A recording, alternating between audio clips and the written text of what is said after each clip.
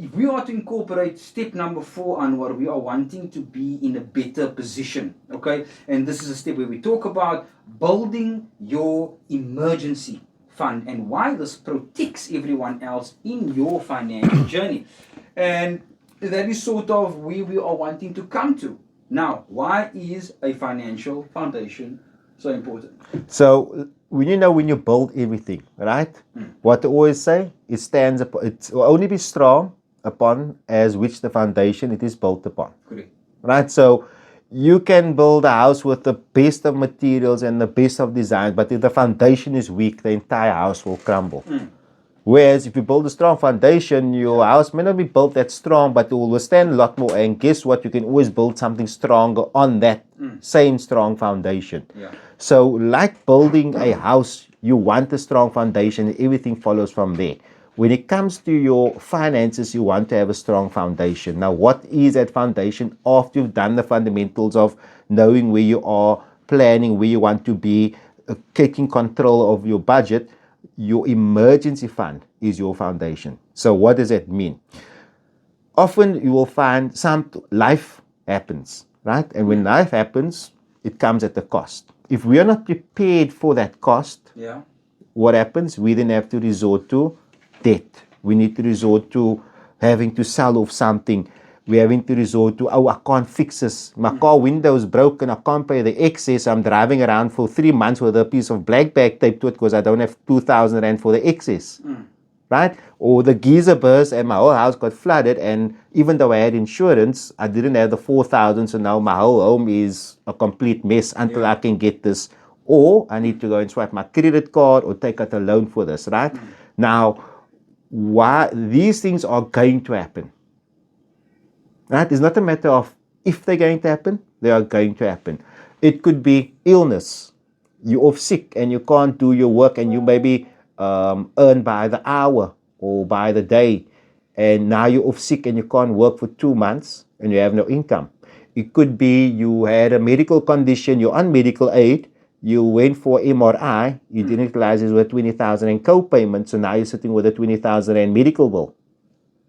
Right? So all these scenarios are real world scenarios.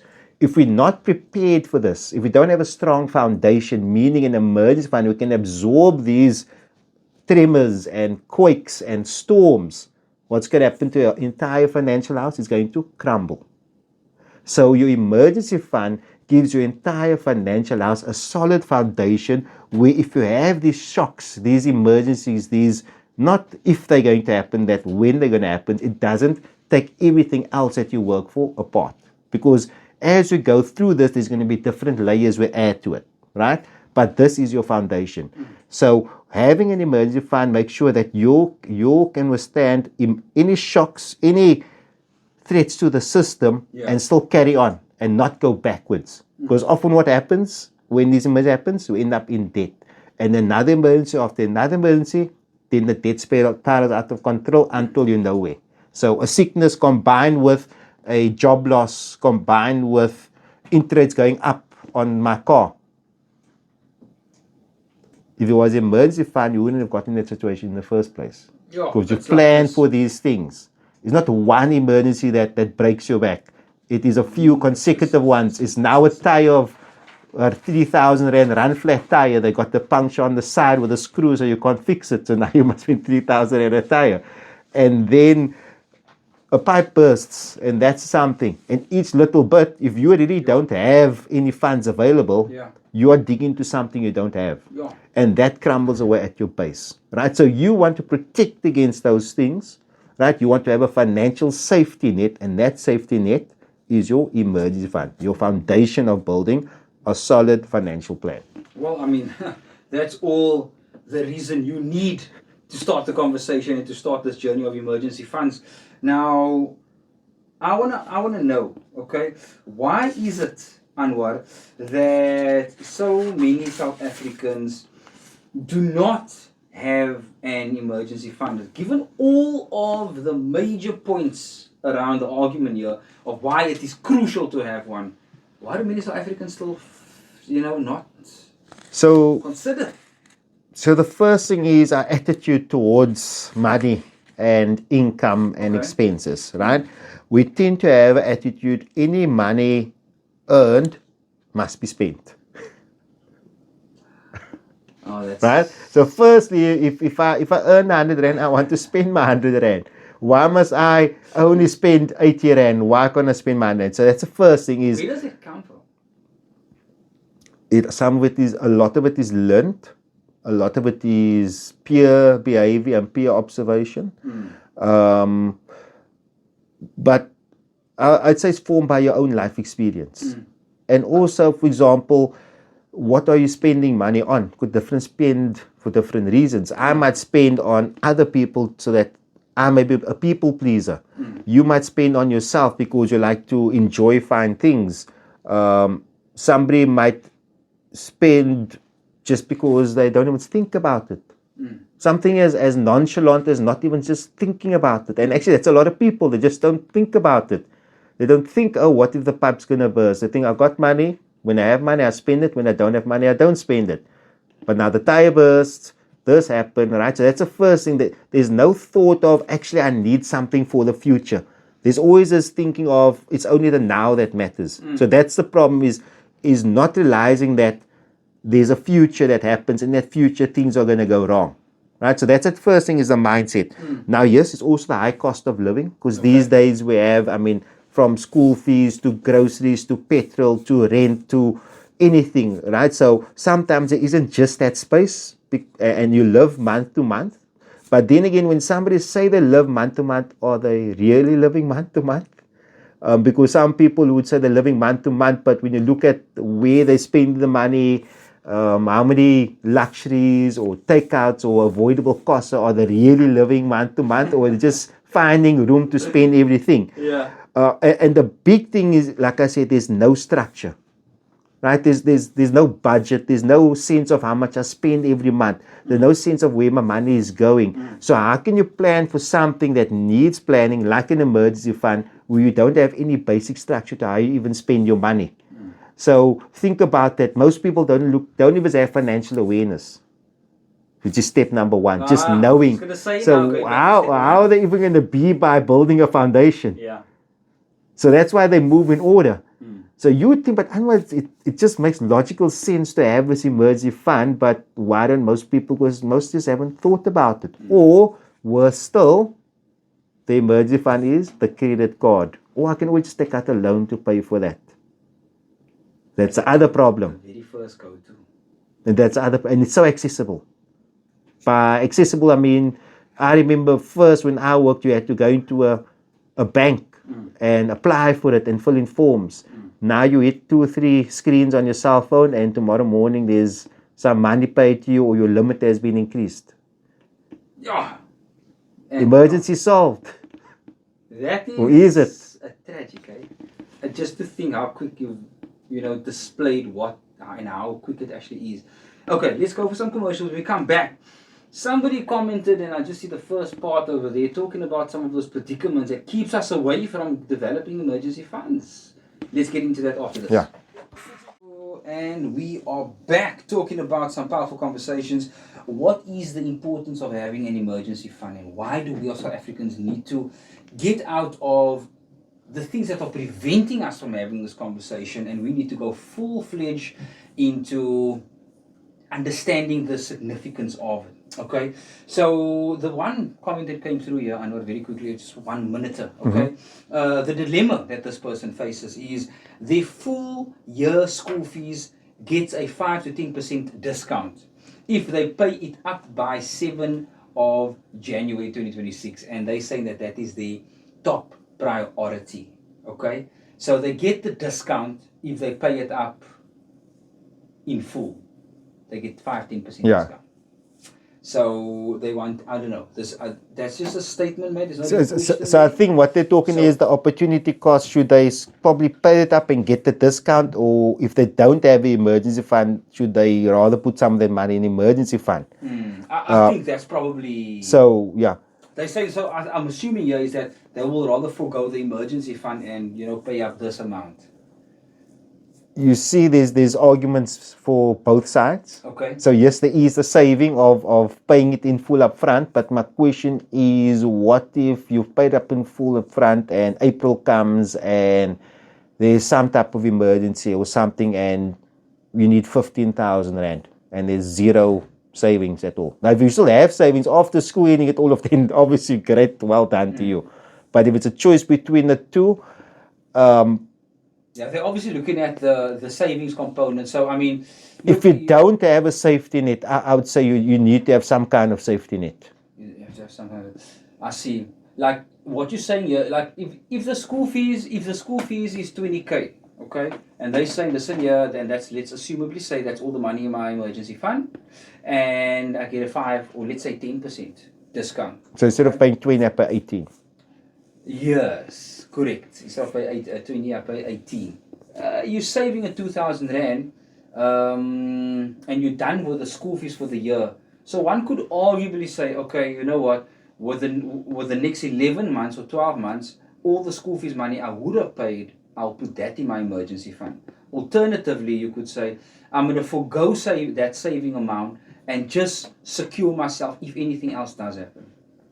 Like you said, you can work. So let's just say you use that figures, right? So that would mean that, okay, either you're going to pay 2,000 rand a month for 10 months, right? Or you're going to pay 18,000 rand once off. So you're kind of saving 1 month's payment of 2,000 rand. Correct. Is my maths correct, right? So yes, you are saving 2,000. My problem is if you don't have any emergency, because I'm assuming this is the either or question. Obviously, we do have, I'd say, square it off, right? Yeah. And so you only had that 20,000. The choice was I either pay the 18,000 because I have that now and have nothing left. I would earn the side note. I'd rather pay monthly because if something goes wrong in month 3, I still got how much 14,000 rand to sort out any problem, because that problem could be that's a now problem. Exactly. That's now problem, right? And I would earn the side to say that I wouldn't be comfortable not having emergency fund when I did have the amount of money and putting all of that into one expense. I normally recommend that when you have a lump sum of money available, that you don't always do an all or nothing, because all or nothing can solve one problem but potentially create another. Now, I don't think we always consider whether other problem can brew. Yes. I'm sort of saving on one end, but what is it costing me on the other end? Because let me be devil's advocate, right? Let's just say something happens financially 3 months down the line, right, with the school fees, a job loss for argument's sake. If you don't have an emergency fund, you don't have any money, you can still go to the school and say, look at here, I've lost my job. Can we get a discount, or can we get some kind of reprieve for this year? You can still do that, and then live off the emergency fund while you're trying to find another job. But if your school fees are squared up and now you lose your job, they're not going to give you that school fees that you paid up ahead back. Now you got no money and you don't even have a month to find a job, just using one potential scenario. Absolutely. Well, I mean, look, there you have it. I mean, that's more than what we bargained to achieve at this point. However, as we continue and proceed with this conversation, okay, we've covered why emergency fund. We've covered why not South Africans are looking at this option. Now we come to the conversation of what counts as a real emergency. I mean, we're talking about all this emergency. Okay, so give it a few, but what counts as a real? Okay, so can I start with what doesn't count as an emergency? Okay, we'll flip it. A matric ball. It's not an emergency. 30th or 40th birthday. Debatable. Is not an emergency. Debatable. Those are things you have to save for, right? Those are goals you can set in your SMART goals. They're not emergencies, but how many times don't they get treated as emergencies, right? But what are really emergencies? All the time. Medical bills is obviously a big one. Even when you do have medical aid, how many times have you not heard someone with medical aid had something that wasn't covered, or there was a co-payment, or they didn't fill in a necessary form and they left with a 20, 30, 40,000 rand bill over and above the medical bill. Cars, washing or car breakdown must be fixed. Appliances, the fridge, the washing machine, the dishwasher. funeral costs or janaza costs, right? That is easily 30,000-40,000 rand. If you take everything involved, the burial society, the whole, the food, the 7 nights, all those type of things, right? That's out of nowhere. Obviously, a temporary loss of income, whether it is your business going on a slowdown or you got retrenched, happened very often now during COVID as well. And just various crises that come up, a burst pipe, a geyser, whatever the case may be, right? So anything that was unexpected, not planned for, that is an emergency. If you have something that you want to spend money on, it was a 30th or a TV, that is planned for. Okay. We're talking about things that are unplanned for. Right? And that classifies your emergency. That is when it comes into play. And you know, this is a difficult conversation. I wasn't expecting you to flip the script there. You know, those 40th and those 21st birthdays, my goodness. It's like such a milestone achievement. And people would, I mean, you would have a, you know, crowd of picketers here outside. Nothing wrong to save up for it and nothing wrong to spend on it, but it's not an emergency. You don't go, oh wait, I haven't planned for this 3 weeks before the time. Let me go take out a loan to sort this out, or let me dip into my emergency fund because this is now an emergency. And then when they really 3 night stay at the B&B, yes. A honeymoon. There we go. You expect me to not. It's an anniversary, it's an emergency. I'm going to have to use the emergency fund for exactly, I forgot about it. Exactly. Well, that might just be an emergency. We never know. Yeah, so, you know. Because you could end up in the emergency room. Exactly. So. It's a difficult conversation. It's a difficult one because, you know, like you say, you forgot about the anniversary, the honeymoon, or whatever. I don't know. I think I might have to. That might just classify. That might just classify because, yeah. Okay, so if we are to talk numbers here, let's get into the real, you know, the real conversation. Okay, how much should people aim for when building? Okay, so an emergency fund. The first thing I'm gonna say is just start small, right? Because I don't want to give you big numbers and you're gonna tell me, Anwar, you crazy. This is never gonna happen, right? Okay. So you want to start small. Whether it's you start with 1,000 rand or 5,000 rand, that's really a good beginning. But what you want to aim for next is then to go from just having something, 1,000 or 2,000 or 5,000, to then going to having 1 month worth of expenses. Meaning, anything goes wrong, you can cover yourself for 1 month. What you want your long-term goal to be is to have 3 months worth of expenses. So if your monthly expenses is 15,000 rand a month, you want to have 45,000. That 45,000 and just sitting there, smiling at you, waiting for something to go wrong, so you can say, no problem, here's my emergency fund, instead of saying, oh, what am I going to do now? Now I'm going to stress. Now I need to take out another loan. Now I need to go ask that one for money, etc. That is the difference. The same event is going to happen regardless, and I can almost guarantee you that. But the difference, just think of how you react if you have no money and having to resort to borrowing or not fixing the problem if you don't want to borrow, or if you have emergency fund that was sitting there all along doing nothing and now wonder, oh, hey, time to just do your job, do the transfer, the withdrawal, sort it out, sort it, move on. Yeah. Think about what it does for your mental health, your physical health, your anxiety, all that stress in you. So that's what it does. It removes that stress, right? So when you have 3 months, think about what 3 months can absorb. That can absorb a retrenchment. That can absorb a job loss, right? If you have an income that is a bit unstable, you're a commission earner, you're a small business owner, you want to go for 6 months. If you want to have real, what you call freedom of time, is to have 12 months worth of expenses. Because guess what does that get you? If you're sitting at the job and you just don't list, you can say, you know what, I don't list. I want to take a break. I'm going to sit for a month on the beach. Then I'm going to look for another job. If I don't get a job, I've got 11 months to find a job. I'll start a business maybe. You can then take control of where you want to be. Right? So the bigger your emergency fund, the more freedom it gives you. Right? From financial shocks, from job losses, from businesses going through cycles. That's what it gives you. It gives you that peace of mind that you're not on that constant emotional roller coaster.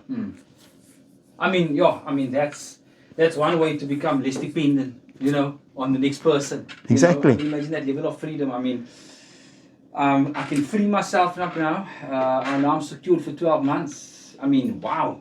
imagine that level of leverage, over.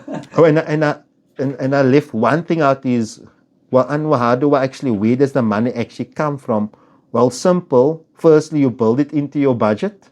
Remember when you spoke about giving your every rand a purpose? So you're going to build in there what you contribute. Yeah. But also find that things that you're no longer using, that bicycle you're no longer cycling on, that PC you're no longer using, or whatever it is, and use that to start the emergency fund.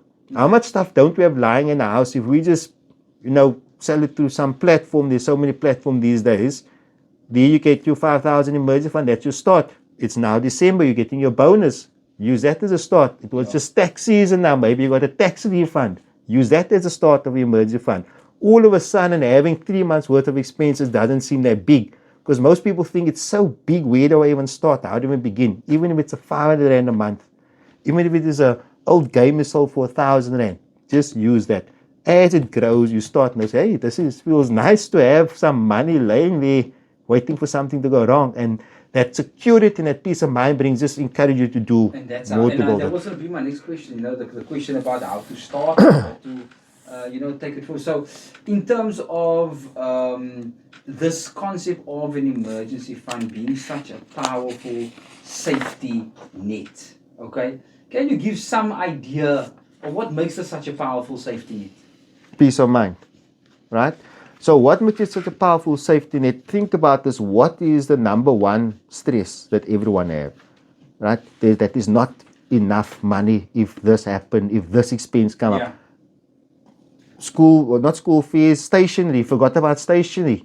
Now it came up, right? So think about all the things that bother you. Most of those things are related to money or not having money, or this thing went wrong, or this thing broke, and all those type of things. All of a sudden, those things only become mere inconveniences rather than sleepless nights and endless debt spirals and feelings of not being in control.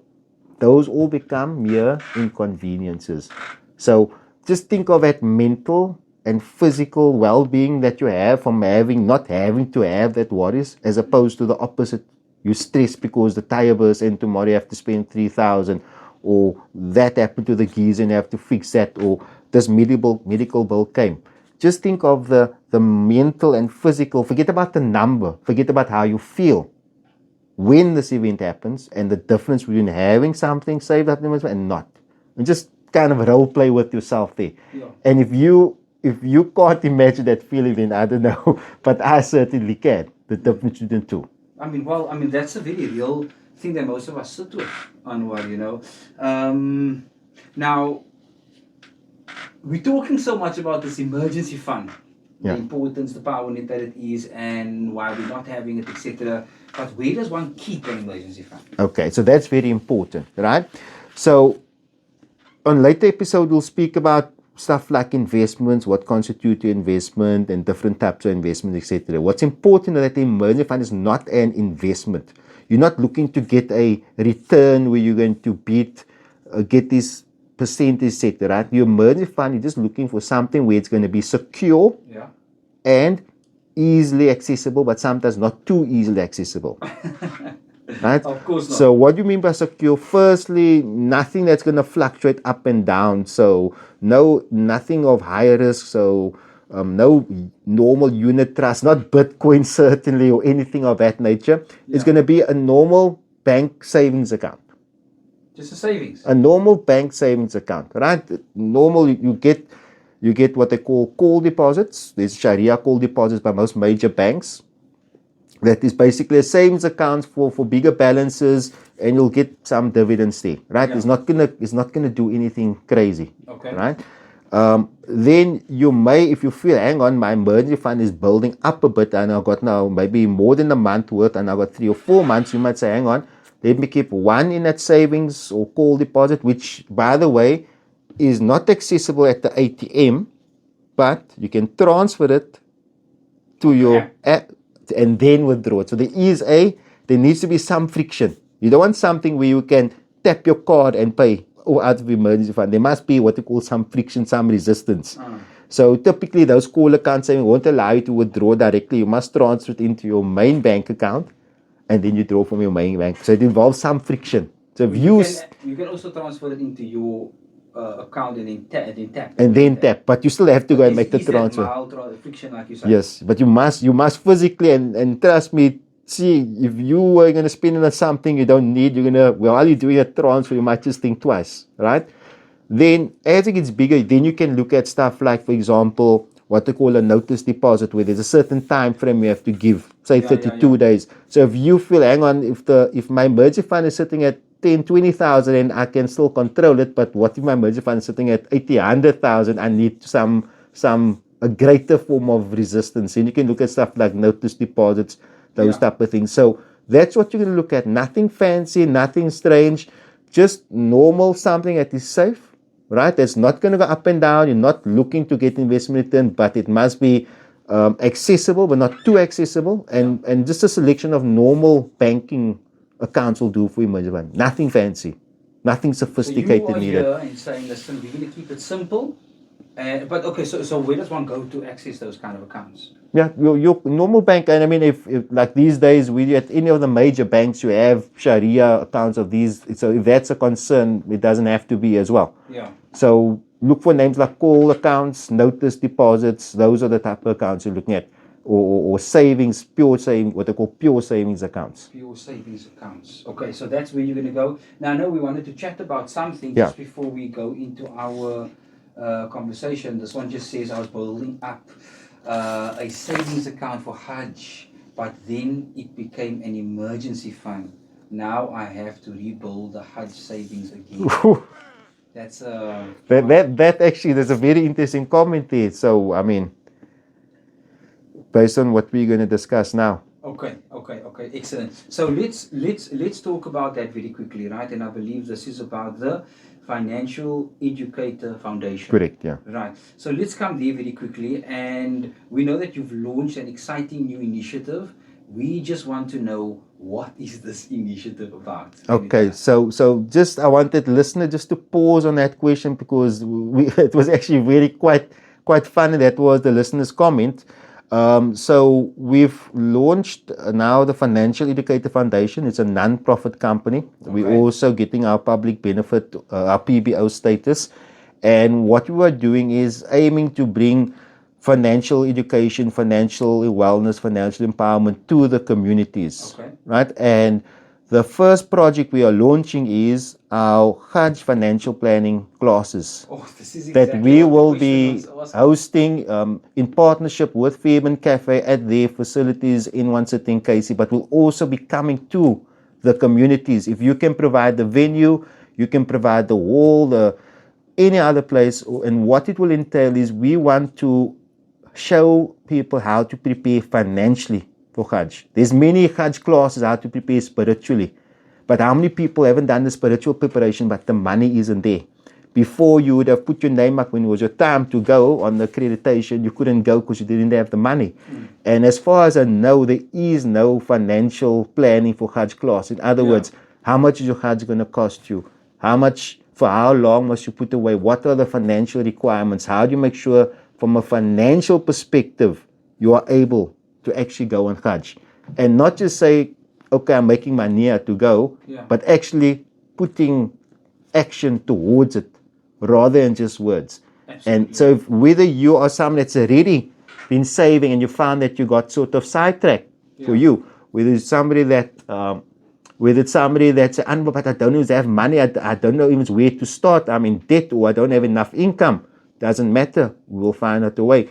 Whether it's somebody that's I've been thinking about this and I want to start, they will come there. So we will let them know in the new year the dates. We're looking at launching this initiative, and the listeners are welcome to email us info@thefinancialeducator.co.za. They can also WhatsApp me. They can take down my number 082 776 8330. That's my personal number, 082 776 8330. If they're interested because you want to get an idea of numbers, or if you're a community that wants us to come and work with you with your Jama'ah, etc., where we literally want to get people financially prepared that they can actually go on Hajj. Because many people, the niyyah is there, but the part that's missing is the finances. And we want to show them plain, simple way how much they must save up, what they must do, what things they must have in place so that they can make themselves ready. And it will be our first project. What better initiative to launch? Well, there you have it, the Financial Educator Foundation Plan. We say shukran jazilan to you and your team once again coming out with the Almighty. Just put more barakah in your initiative, Inshallah. put more drive, behind all of this implementation of these projects, inshallah ta'ala. It's just one new launch after the next. You guys Yes. are busy. And if it's anybody would like to work with us on that initiative, we are welcome with its community leaders, venues, anything. Absolutely. You're welcome Shukran, to come. brother Anwar. May the Almighty bless you, inshallah. Have a beautiful week further and we'll chat soon. We'll go.